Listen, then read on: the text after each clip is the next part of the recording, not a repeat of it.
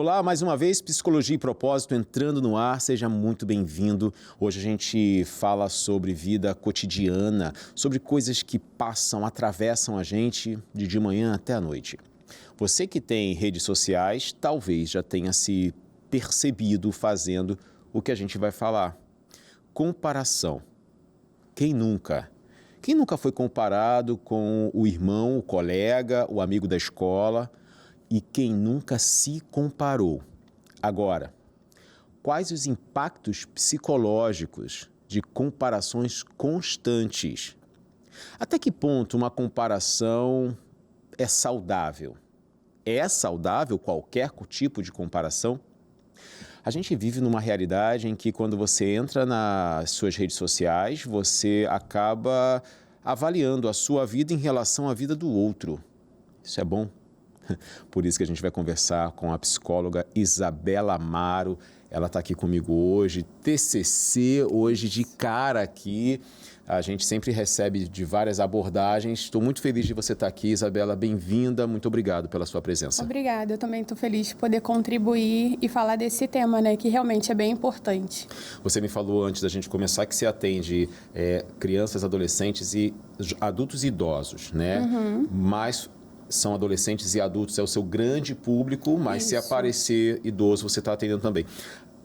Esse público que é o seu grande foco, adolescentes e adultos, é muito comum eles existirem nas redes sociais. Sim.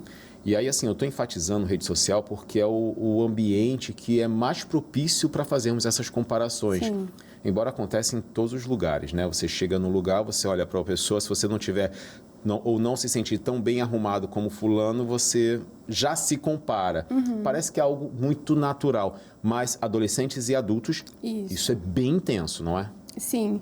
Então, você estava falando da rede social. A rede social hoje é um lugar que concentra bastante número de pessoas, né?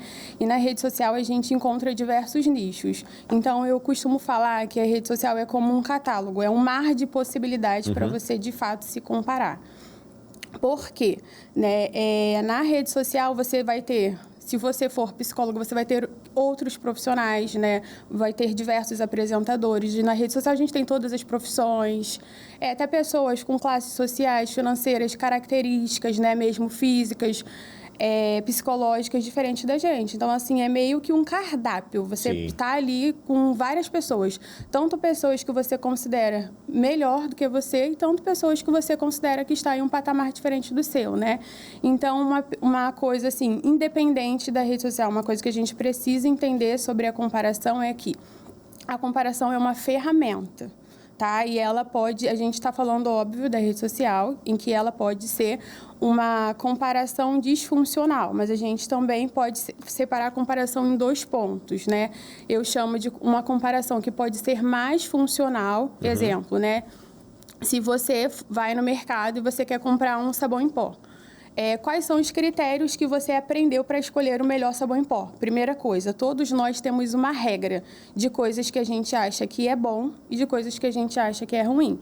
Então, nós vamos seguir essa regra para tudo, né? Nesse exemplo do sabão em pó que eu estou trazendo, qual é o critério que eu uso para comprar um sabão em pó? Qual é o critério que você usa para comprar um sabão em pó, né? Tem gente que vai pelo preço, tem gente que vai pela marca, né? Vários fatores vão influenciando com que a gente aprenda qual é o melhor sabão em pó.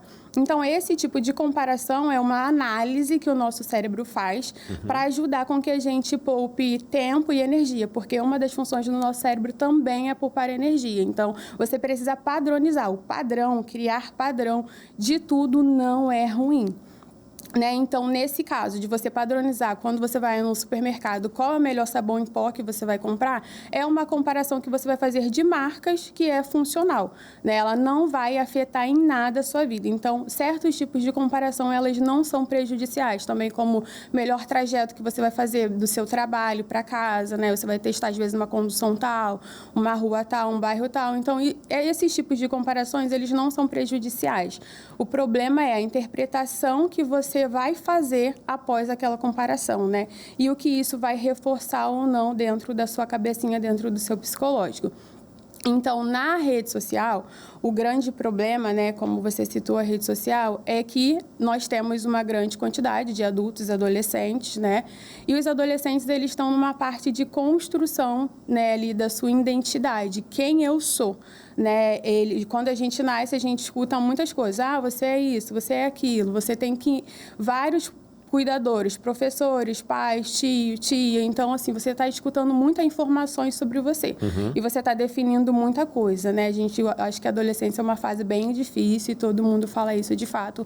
Vejo isso na clínica porque você está deslocando daquela sua infância que você tinha pouquíssimas regras e você está entrando numa fase. Você está descobrindo muita coisa. Sim. Então... Você talvez ainda não tenha aquele senso de identidade, sabe? Aquela autoestima bem definida, aquele senso de quem você é de fato. Então, ali você vai encontrar vários adultos, talvez pessoas que estejam em uma carreira profissional mais sólida, talvez, né? Que já tenha se formado. Então, assim... Óbvio, se você for adolescente, você vai encontrar várias pessoas que estejam com uma estrada bem mais longa do que a sua. Mas isso faz parte da vida. Não, né? isso faz parte. Olhar para o outro que tem uma história vai permitir você também conseguir imaginar alguma coisa para a sua vida. Você, esse daqui já seguiu esse caminho. São referências, sim, né? Sim. E essas comparações, como você está falando, elas fazem parte e elas são saudáveis. Sim. Agora, e quando elas se tornam prejudiciais, principalmente no âmbito das emoções? Porque quando a gente... E é muito comum a gente se comparar com o outro existe na TCC aquele minimização e maximização, né? Que eu sou sempre o menor, sou sempre o prejudicado, sou sempre o inferior e o outro é sempre muito bom. E aí, quando eu me comparo com o outro... Eu sempre me coloco nesse ambiente de eu sou desprovido, eu sou precário, eu sou incapaz, eu sou eu não consigo me fazer necessário. Quando é que isso começa a afetar e ativar essas crenças que a gente vem construindo desde a infância?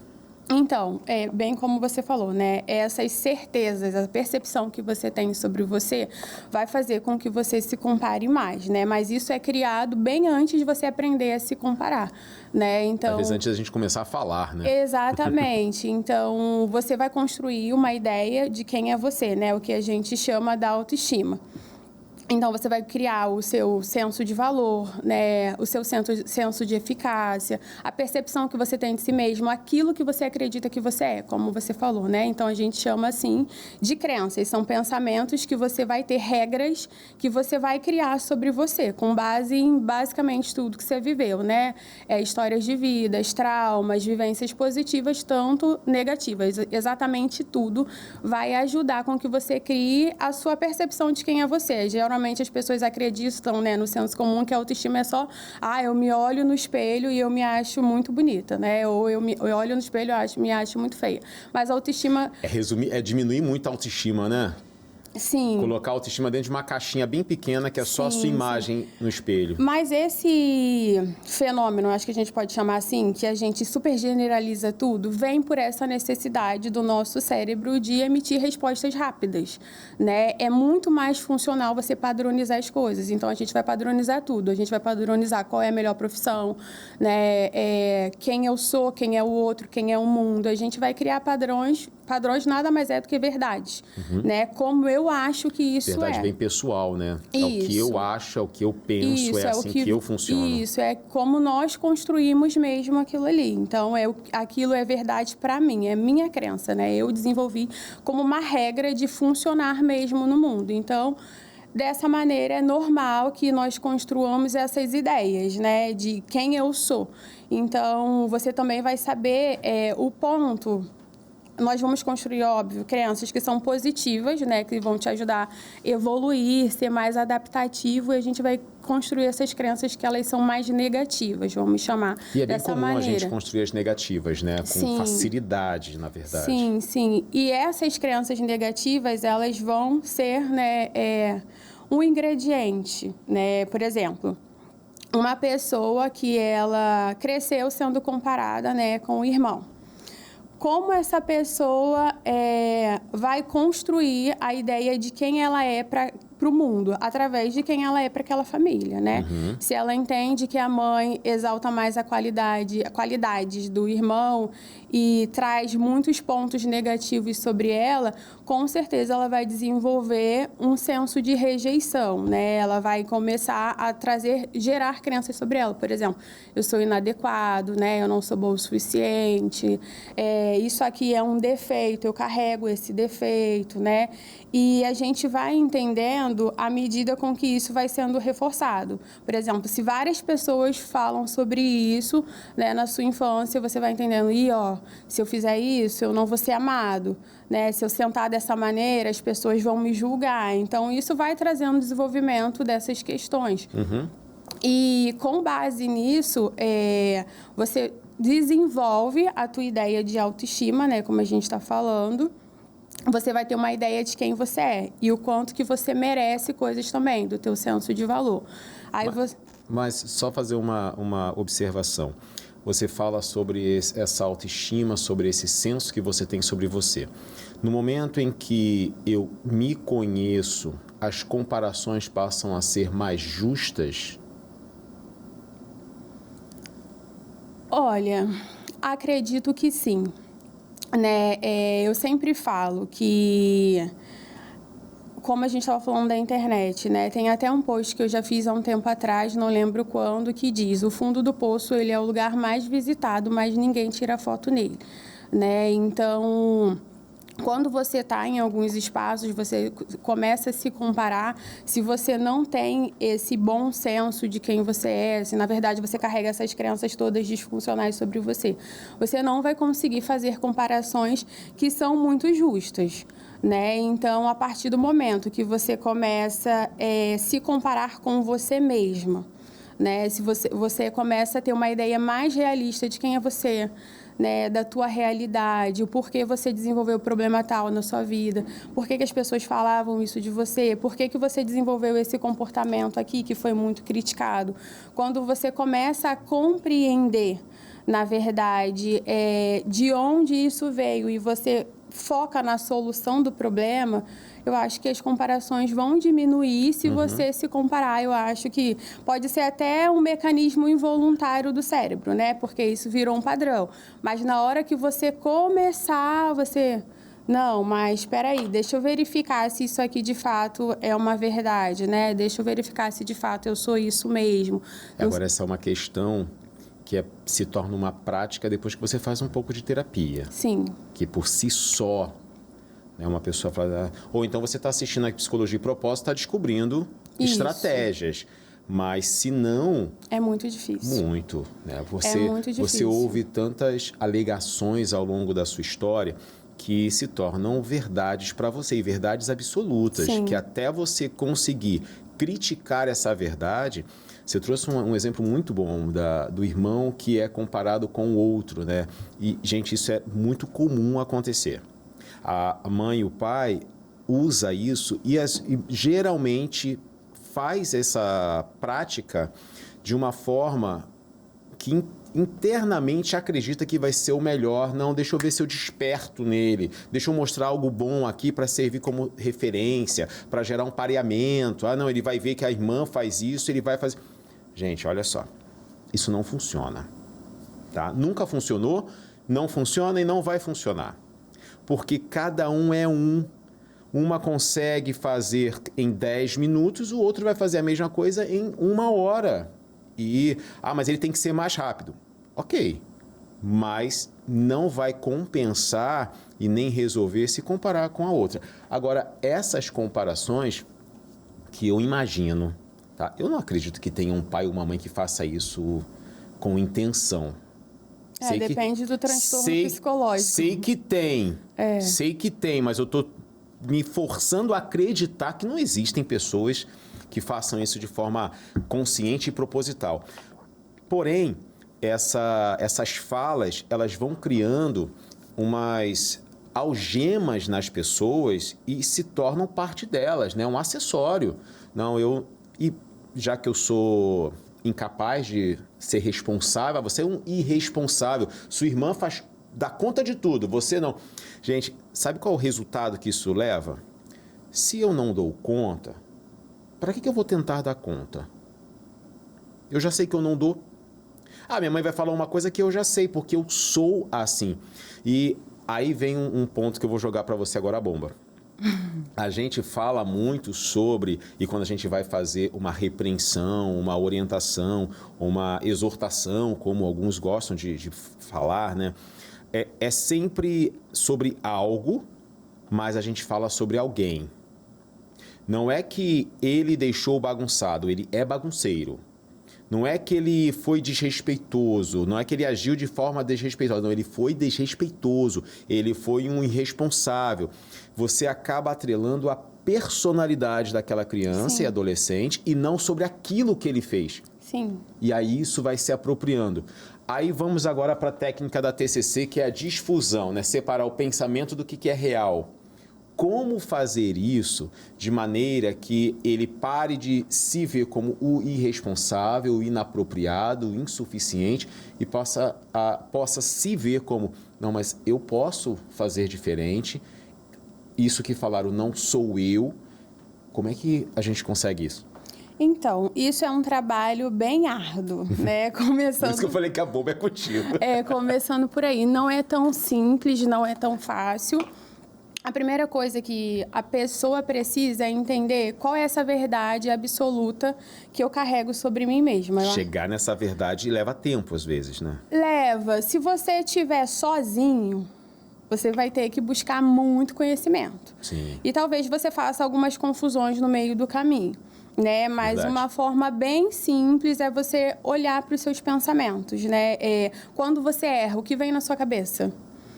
Quais são as falas, qual é o tom de voz que você fala com você. Se você pudesse se dar um título, você está subindo num palco, você vai te dar um prêmio, né? O que você diria sobre você? Como você resume você? Talvez você começar com essas perguntas que são mais simples, vai te dar uma ideia, né, de descobrir quais são essas crenças. Então, óbvio, né, que dentro da TCC a gente usa várias técnicas para poder alcançar esse lugar. Não é tão fácil. Até quando você está em terapia e você quer pescar essa verdade, tem pacientes que não conseguem dizer, né? Por exemplo, me traz um problema. Isabela, eu fiz isso. Eu achei isso horrível. Eu entendo que esse horrível carrega um sentimento, tem uma dor ali. Então, vamos trazer um exemplo prático, assim, para ficar bem claro para as pessoas em casa. Chega um homem no seu consultório e pontua assim: Isabela, eu tenho um relacionamento sério, tenho um filho, mas teve uma colega de trabalho que me deu mole. Começou a conversar comigo e eu acabei me excedi na conversa. Não fiz nada, mas excedi na conversa. Eu acho que foi horrível o que eu fiz. Como é que a gente conseguiria dar esse olhar para que ele pudesse perceber? Bom, eu nunca fiz isso aqui, mas por que me levou? E por que isso é tão horrível? Então, a gente poderia perguntar, né? Depois que você identificou que isso foi ruim, a sua atitude não foi algo que você achou confortável, legal, você não quer reproduzir. O que passou na sua cabeça depois da conversa, né? O que você pensou? A pessoa vai trazer um pensamento. A gente primeiro precisa de um pensamento, né? É o pontapé inicial. O pontapé inicial é o pensamento. Aí ele vai falar, eu achei horrível porque eu acho que eu não fui leal à minha família. Tá, você não foi leal à sua família. Então, vamos lá. O que você acha que vai acontecer com alguém que não seja leal à família? Aí a pessoa vai emitir uma resposta. Aí você vai perguntando com base naquele pensamento até onde a pessoa entenda que, tipo, isso aqui é o pior que vai acontecer. Chegamos no fim da linha, né? Então, por exemplo, vamos supor, eu acho que eu não fui leal à minha família e isso é horrível, né? E porque eu posso ser descoberto. Tá, e o que vai acontecer se você for descoberto? As pessoas vão ficar com raiva de mim, vão me julgar, tá? E o que vem depois daí? as pessoas não vão gostar de mim, eu vou ficar sozinho. Então, qual é a dor, né? O medo da rejeição. Ele não está nem pensando porque ele faria os outros sofrer, a cabeça vai levar a uma proteção.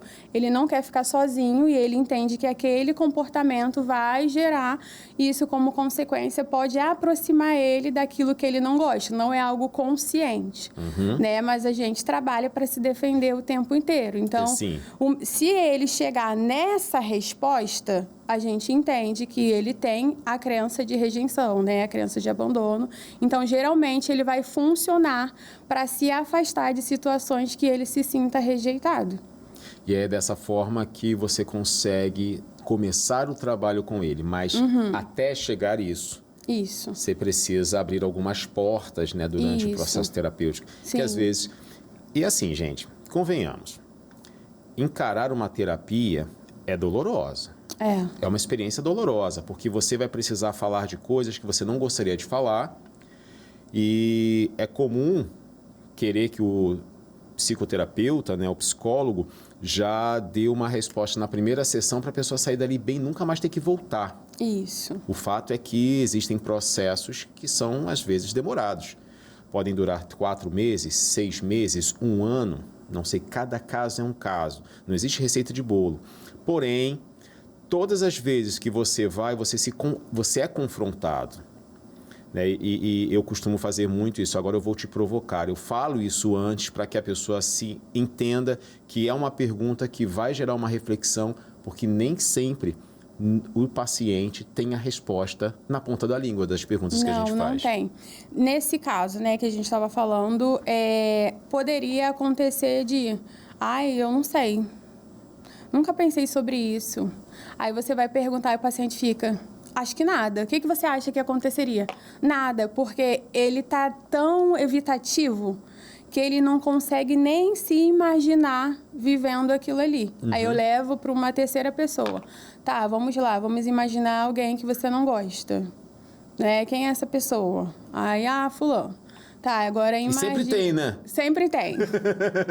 Imagina fulano, né? Fulano fez a mesma coisa que você. O que você pensaria sobre ela? Se você pudesse falar qualquer coisa livremente para ela, o que você falaria? Né? Ele não vai ter o mesmo instinto de proteção. A gente está falando de uma outra pessoa. Ele vai falar abertamente. Fulano é isso. Tinha que acontecer isso. Eu acho que vai acontecer isso. Ele consegue trazer, né, isso de uma maneira mais aberta. Mas o importante é a gente entender. Eu acho que isso é a base para muita coisa, né? Entender quais são essas verdades que você carrega sobre você. Porque qualquer tipo de comparação que você venha fazer, né, seja na tua área profissional, na tua área sentimental, seja na tua área familiar, qualquer tipo de comparação que você vai fazer, de fato, vai reforçar essas verdades que você já tem. Então, por exemplo, se você está buscando desenvolver uma profissão, né, você é recém-formado, vamos colocar assim, uma pessoa que acabou de se formar. Você tem várias inseguranças, né? E agora, o que vai acontecer? Em que empresa eu vou trabalhar, né? Autônomo, CLT, para onde que eu vou? Né? E tem todas essas inseguranças que são normais, né? Da vida mesmo. Aí você abre as redes sociais, aí vamos supor que você está uns 6 meses procurando emprego e nada. Aí você abre as redes sociais, você vai ver os seus colegas de turma, né? Já empregados.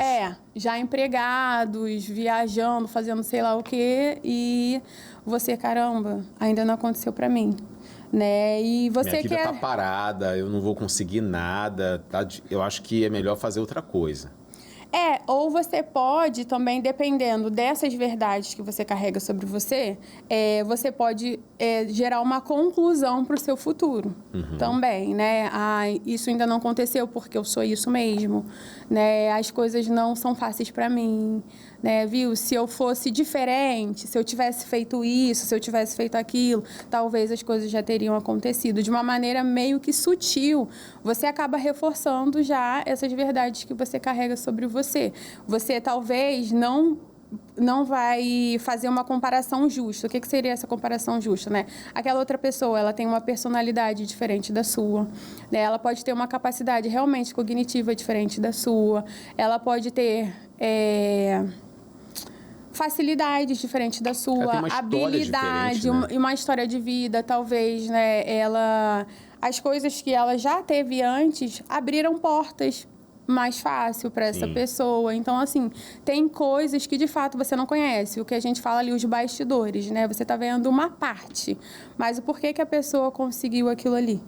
E isso que você traz é bem interessante nesse nosso tema central, que é sobre comparações e os efeitos que causa na nossa saúde mental. É porque quando a gente compara ou se compara com o outro, nós estamos vendo um fragmento do outro. E a gente não consegue perceber na foto, na história. Talvez se você ler uma biografia de alguém, você ainda vai conseguir ter uma noção do que é, mas nunca 100%. Sim. Porque só a pessoa pode dizer o 100% do que ela viveu, e mais ou menos ainda, porque tem coisas que a nossa memória dá uns lapsos e a gente acaba descartando o que não convém, deixa para lá, que é apenas uma segurança do nosso corpo.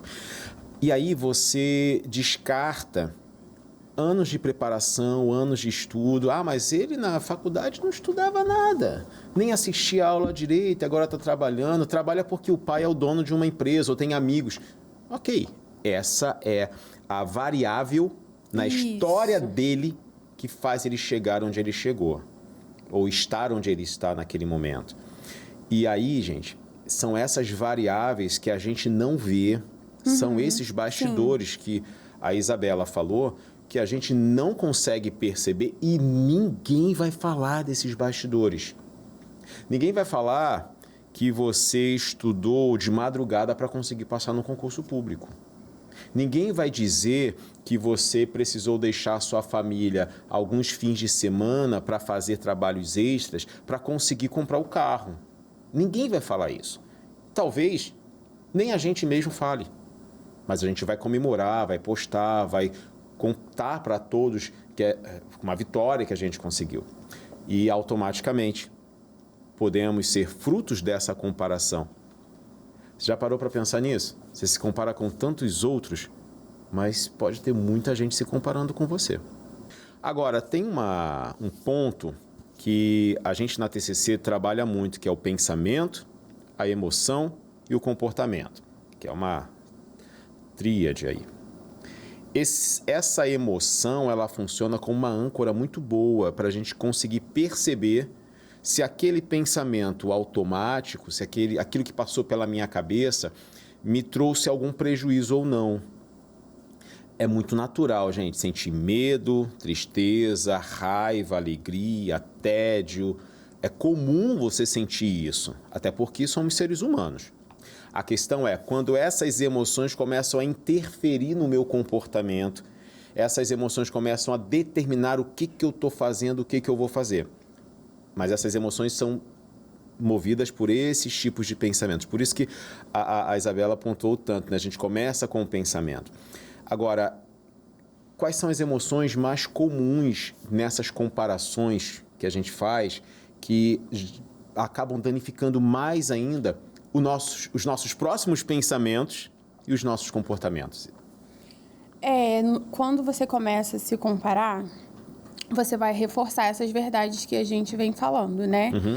E essa interpretação que é gerada, né? Digamos que a interpretação vai ser o significado que você vai dar, né? Como a gente estava falando, do exemplo do profissional. Ele vai gerar uma conclusão, né, a partir da comparação que ele fez, e ele vai gerar uma sensação, né? Ele vai gerar um sentimento, ele vai ficar frustrado, decepcionado, né? Isso vai ser um gatilho para o estado dele emocional mais frequente. Ele é uma pessoa mais deprimida, que tem tendência a deprimir, a ficar mais tristinho. Ele é aquela pessoa que tem características mais agitadas, vai ficar mais ansioso. Meu Deus, e agora? Preciso resolver isso e eu vou fazer isso. Vamos colocar num caso? É uma menina que vivia com o pai e a mãe e começaram a acontecer algumas coisas que os pais se distanciaram. Então, ela ficou uma cena na cabeça dela marcada em que ela estava andando com a mãe e o pai estava 3, 4 metros na frente e a mãe carregando as coisas, o pai andando como se estivesse sozinho. E depois daquilo ali foi marcado com o anúncio do divórcio. Passam anos e ela começa a perceber e ver toda a luta da mãe para manter a filha, sustentar a filha. Gente, isso aqui é um caso hipotético, tá? Mas é muito comum, infelizmente.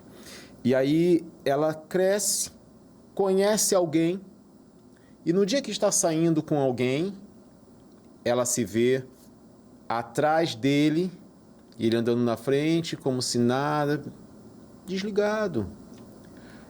Esse pode ser o gatilho que leva ela lá atrás e começa a pensar, nossa, eu vou viver a mesma coisa da minha mãe, homem é tudo igual, eu vou ser abandonada, se eu sou abandonada é porque eu não tenho nenhum valor, e isso pode gerar toda essa confusão. Pode sim. Como a gente também estava falando, o nosso cérebro, ele padroniza tudo, né? Até comportamentos. Então, se você está em um relacionamento e a pessoa está andando lá na frente, teu cérebro já, quando você viu isso lá atrás, né, na tua experiência inicial, você, enquanto observadora da cena ali, vendo seu pai e sua mãe se relacionar, você vai dar interpretação para tudo que você viu. Né? Poxa, isso é ruim, Deus me livre quando eu crescer fazer isso com meu marido, Deus me livre aceitar isso é horrível. Essas são as interpretações. Esse foi o motivo de eu trazer esse exemplo, porque o pensamento vem ali e como é que eu interpreto aquela situação você vai ter um pensamento com base naquilo que você está vendo, mas você vai dar um significado, essa interpretação, o significado que você deu para aquilo ali que você viveu, né? Foi bom, foi ruim, quanto que foi bom, quanto que foi ruim, aí a gente vai atribuindo aí os nossos vocabulários, né? Interessante, Isabela, é que essa mesma cena, mas desconsiderando a história dessa menina que viu os pais, essa mesma cena, ela é vivida por muitas mulheres, mas cada uma tem uma interpretação diferente e a gente pode ver pelas reações. Sim. Que uma pode ficar chateada, triste, deprimida, outra pode ficar com raiva que o camarada andou na frente e reclamar, outra pode nem ligar, nem se importar com isso. Esse tipo de interpretação é que muda todas essas emoções, não é? Sim. Então, cada um de nós, como a gente estava falando, vamos dar significado para as coisas. Então, por exemplo, na minha cabeça, uma pessoa andar lá na frente, talvez ele estava agilizando algo, né? Talvez ele estava se antecipando, talvez ele estava resolvendo algo. Então, isso dentro da minha história de vida não vai fazer que eu sofra. Certo. Então, depende mesmo do que você já absorveu daquele comportamento, né? Então, se uma pessoa chegar a fazer algo comigo, não vai determinar a situação por si só, digamos assim, ela não determina o que você vai sentir, né? Mas a interpretação que você vai dar àqueles fatos. Então, se a gente colocar, por exemplo, 5 mulheres, né, vivenciando a mesma experiência, se aquilo não faz parte da história de vida dela, não vai ser um gatilho, entende? Não vai fazer com que ela tenha nenhum tipo de tristeza, decepção, frustração, medo, nada do tipo. Vai ser uma situação indiferente, né? Talvez se essa pessoa que nunca tenha vivido isso, amor, ei, tô aqui, espera, tá acontecendo alguma coisa, quer ir no banheiro, né? Então, depende muito das experiências passadas, né? Do que ela já viveu até hoje. Nós somos um resultado, né? Sim. Agora, é interessante porque não existe a interpretação certa nem errada. Existe a funcional e a disfuncional. Porque cada um vai interpretar a cena da sua maneira. Fala assim, não, você não pode interpretar desse jeito. Não, peraí. Você pode interpretar, mas é funcional? É realista? Isso. Porque às vezes não é real. Isso. Né?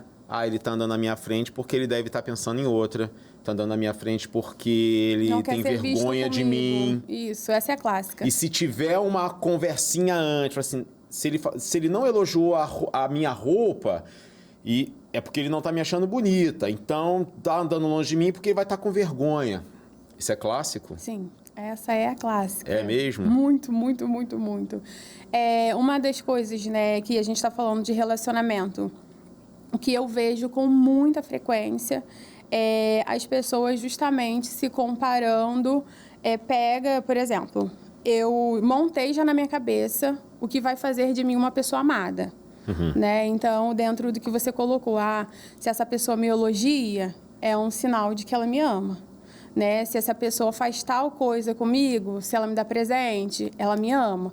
Se ela posta foto comigo, ela me ama. Então, primeiro que a gente já vai ter uma noção na nossa cabeça, um script, né, do que é ser uma mulher amada, ponto. Né? Todo ser humano vai criar isso. Aí essa pessoa acaba, como você colocou nesse exemplo, né, se destacando daquilo que eu acho que vai dizer com que essa pessoa me ama.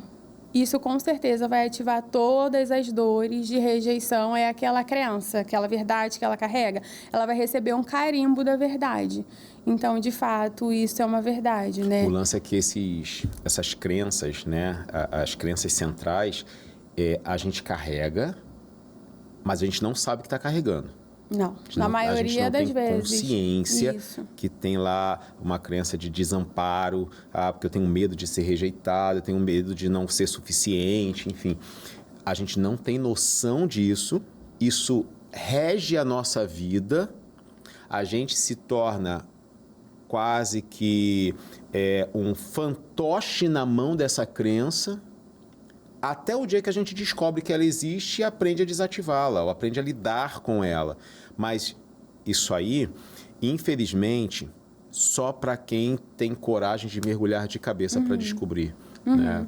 Agora, essas comparações acabam trazendo à tona essas crenças. Sim. A gente acabou entrando aqui na nossa conversa sobre o teor principal assim, da terapia cognitivo-comportamental, que são as crenças centrais, são os pensamentos, é porque essas comparações elas geram isso. Né? Você sempre se sente pior, inferior, o outro é sempre melhor, as emoções que sim, são envolvidas nisso acabam fazendo a gente se sentir muito mal, e aí vem para uma outra questão, que essas comparações, elas podem distorcer a percepção que eu tenho sobre mim, sobre o outro? Sim, pode. Isso que a gente está falando já seria uma distorção, né? Por exemplo, a distorção seria qual? Você continuar achando que você é menos do que você está sendo. Então, vamos colocar no exemplo assim de sala de aula, né? Nós somos estudantes e estudamos para uma prova. Eu tirei 10 na prova. Aí eu te pergunto, e aí, quanto que você tirou na prova? Você 10. Aí eu chego em casa, e Isabela, quanto que você tirou na prova? Eu tirei 10. Aí eu respondo o seguinte, mas o meu amigo também tirou 10, eu acho que todo mundo tirou 10. Né? Isso não significa nada. Ou seja, o que eu estou fazendo? Eu estou me desvalorizando, né? Eu estou desqualificando o positivo da situação. Tirar 10 significa o quê? Né? Que eu estudei, eu tive uma compreensão. Você fez uma boa prova. Uma boa prova, né? Eu dominei aquilo ali, né? Talvez eu controlei outros fatores que influenciassem ali naquela prova. Isso já é uma distorção, quando você distorce a realidade, né? Eu tirei a realidade qual é? Você tirou a nota máxima. Isso, eu fiz uma prova e eu tirei a nota máxima. A minha realidade é essa.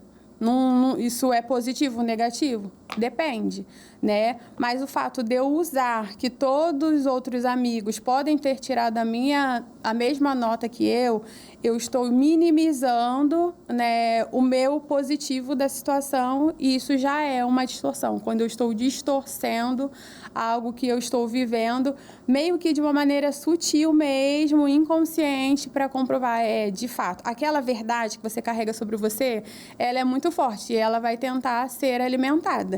Então, você distorcer é alimentar aquela verdade, né? Porque essa verdade geralmente é dita por alguém que tem uma autoridade muito grande sobre a gente. Mãe, pai, um responsável, uma pessoa que a gente tem um vínculo muito forte, e quando fala, ou a situação faz a gente chegar a uma conclusão, fala assim, caramba, eu sou realmente, eu sou um tolo. Eu dei mole nisso porque eu não penso. Gente, não penso é muito forte um negócio desse. Né? E aí se torna uma regra tão forte que você acredita fielmente naquilo. Aquilo é verdade para você. E aí essas distorções da percepção acaba levando você a sempre repetir esse ciclo. Sim. Eu me comparo sempre sendo inferior, eu me comparo sempre com o outro. Pô, eu tirei 10. Mas todo mundo tira 10. Não, nem todo mundo tira 10. Não é nada. Tirar 10 não foi nada nessa situação. Pois é, e você acaba não reconhecendo e nem valorizando. Isso. Não é questão de orgulho, mas é uma questão de reconhecer que você se esforçou e teve a sua nota. É engraçado, né? Porque às vezes a gente pensa assim, não, eu sou muito humilde, eu não sou orgulhoso. Mas a gente valoriza o que o outro conquistou. Mas não valoriza aquilo que a gente conquistou. Ah, você conseguiu, sei lá, tem muita gente aí que resolve ler livros ao longo do ano, né? Aí tô lendo. Mas quando termina de ler o primeiro livro, não fala assim, caramba, eu consegui. Superei um desafio. Ah, mas todo mundo lê um livro. Sim, mas você não lia. Mas para você foi uma conquista. Só que a gente faz justamente isso. A gente desconsidera todas as nossas conquistas e evidencia, às vezes até conquistas dos outros, que não são compatíveis com as nossas. Mas a gente reconhece. Não, o outro tá vendo? O outro conseguiu. O outro tem o filho que fez tal coisa. O outro tem a casa tal. E essas comparações fazem a gente se perder. Sim, quando você fala, né, é o outro. Quando a gente está falando, o outro tirou, todo mundo tirou 10 na prova, né? Isso que nesse exemplo também que você falou. Eu li um livro esse ano, né? Mas outras pessoas leram mais, né? Então, a questão central da coisa é que você está se comparando com uma realidade que não é a tua realidade. Então, vai ser sempre uma comparação injusta, né? Se você pegar e se perguntar quantos livros eu li o ano passado, você tem que ser a tua própria régua, né?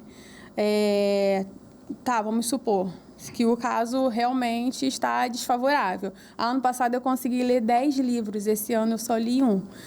O que mudou do ano passado para esse, né? Em termos de tempo, como você administrava o seu tempo ano passado? Ano passado eu não trabalhava, esse ano eu trabalho. Tem Isso algumas muda variáveis, tudo, né, que vão interferir no resultado final. Então, assim, se você entendeu que o que você fez esse ano não foi bom, que foi ler só um livro, você tem que entender o porquê isso aconteceu. Né? Se você comparar você hoje com o que você foi ontem, você vai encontrar mais respostas. Mas você quer comparar o seu hoje com a vida do outro. O hoje do outro, né? Aí não vai dar certo. O outro consegue isso. Você falando isso sobre a leitura, né? De um ano ler muito, o outro não. Aí vamos imaginar alguém... E olha como é que é sutil. Alguém que trabalha e gosta de ler. E ele trabalha muito, mas ele vai de transporte público. Ele vai de metrô. Enquanto está no metrô, ele está lendo. Ele passa o ano inteiro lendo em todas as viagens. Só que ele trabalhou muito, conseguiu juntar um dinheiro, comprou um carro. Meu irmão, não dá mais para ler durante o carro, enquanto está dirigindo. A sua quantidade de leitura vai cair. E aí, fala assim, mas esse ano eu não li nada. Uma pequena variável, você não vai mais de metrô, você vai de carro. Exatamente. Muda todo o seu raciocínio e sua percepção sobre a coisa, se você não se atentar para essa variável. Isso. Esse exemplo que você colocou é perfeito, porque o seu tempo, você está ativo nesse exemplo que você colocou, né? Você está prestando atenção no trânsito, nos movimentos que você precisa fazer para dirigir. Então, de fato, como que você vai administrar um livro ali na sua frente? Não tem como, eu já tentei. Né?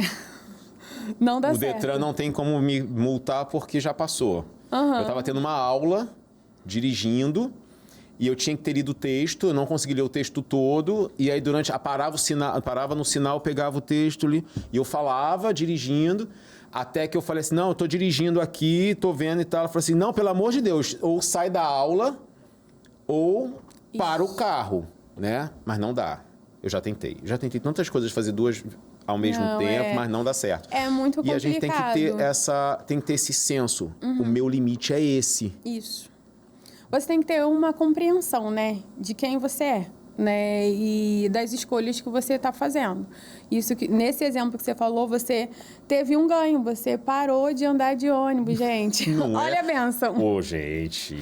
Então, você parou de andar de ônibus, mas você está apegado à quantidade de livro que você gostaria de estar lendo. Se você entende que isso é um propósito, é uma meta que para você é muito importante, vale a pena você calcular um outro momento, um outro espaço para que você consiga alcançar o seu objetivo, né? Mas não vai ser comparando o teu tempo, a tua vida, a tua correria com a vida do outro que você vai encontrar esse espaço, né? Isso não vai te dar uma boa régua e percepção de algo que de fato dá para mudar ali.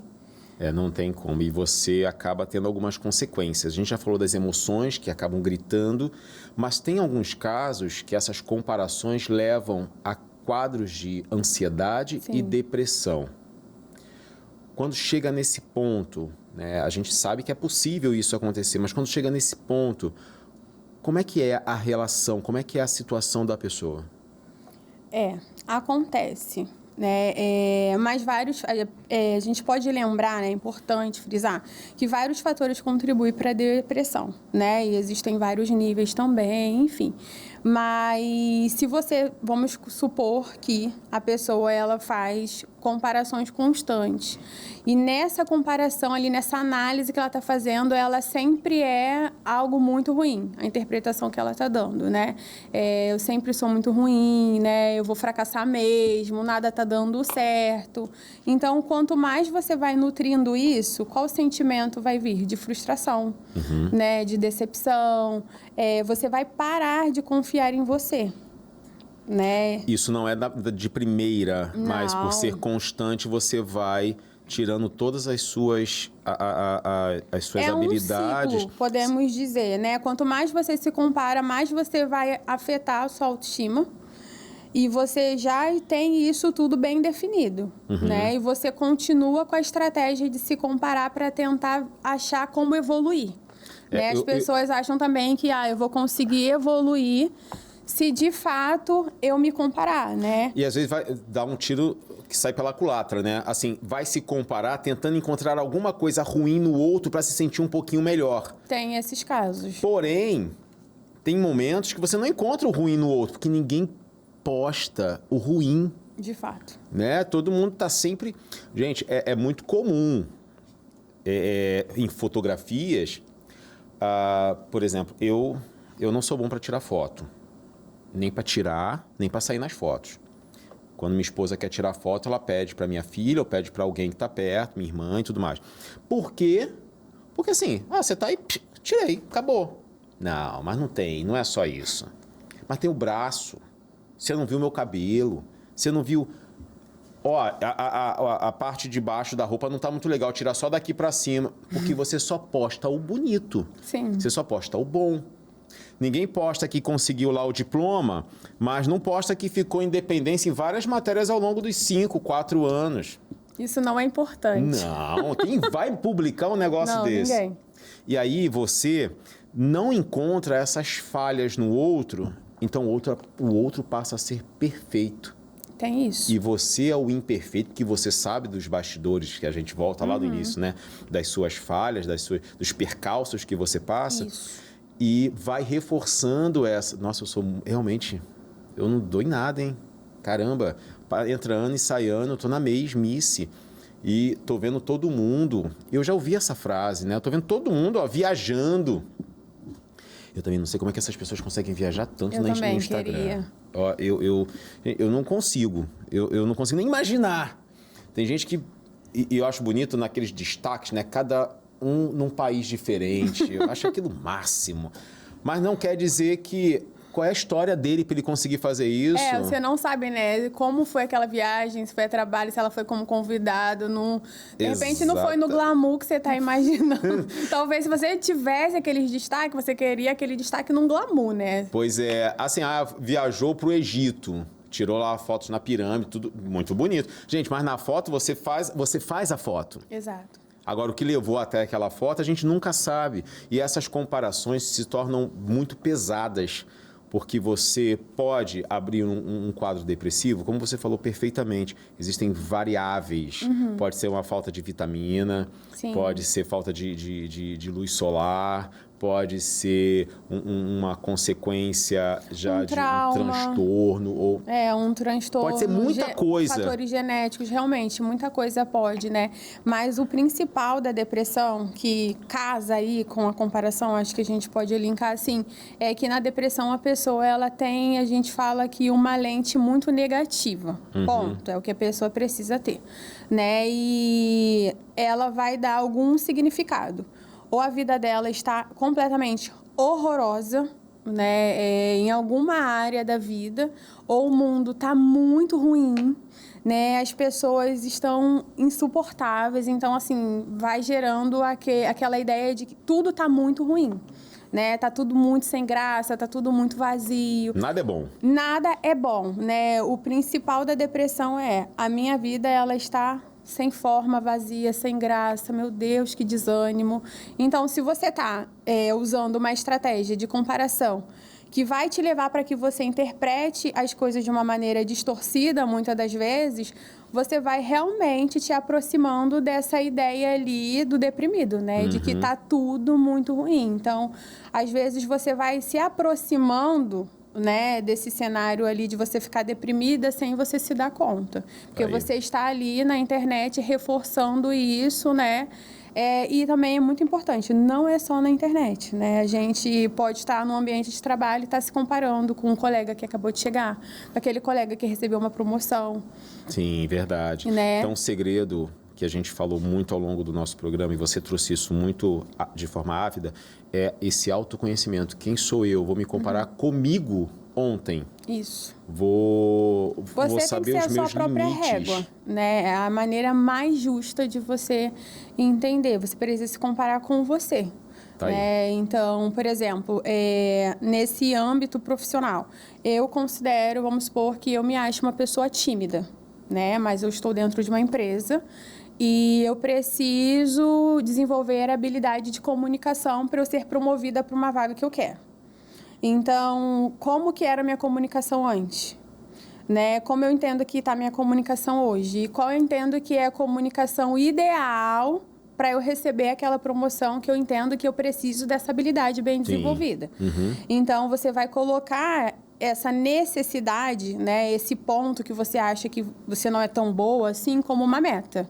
Né? Isso seria o mais justo, você colocar essa tua dificuldade, esse teu lado que é mais vulnerável como uma meta. Eu preciso disso aqui, eu preciso melhorar nesse ponto. O dia que eu tiver isso aqui, eu acho que eu vou ter tal coisa. Vou deslanchar. Isso, aí no caso que eu falei, né? Chega uma pessoa nova, super comunicativa, pronto. Agora, ela tem o que eu não tenho. Agora que ela vai conseguir aquela vaga e eu não vou conseguir. Você está mais preocupado em analisar, né, esse cenário do que, de fato, focar naquilo que, de fato, resolve. E o que está no seu controle. Que está no seu controle. O que resolve, de fato, é você trabalhar, né, e encontrar ferramentas para você melhorar essa comunicação. Você ficar se comparando não vai resolver o teu problema. Essa que é a verdade. Tá aí, gente. Olha, seria muito bom se pudéssemos estender um pouco mais, mas a gente chegou aqui ao fim do nosso podcast.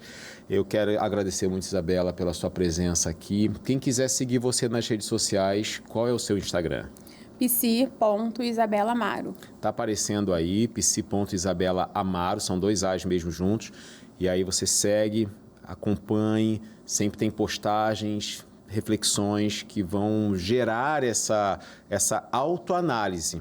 Embora a autoanálise não é da TCC, de certa forma, mas a gente acaba praticando também durante a terapia, porque não tem como a gente prosseguir sem saber onde estamos e quem somos e definir uma meta.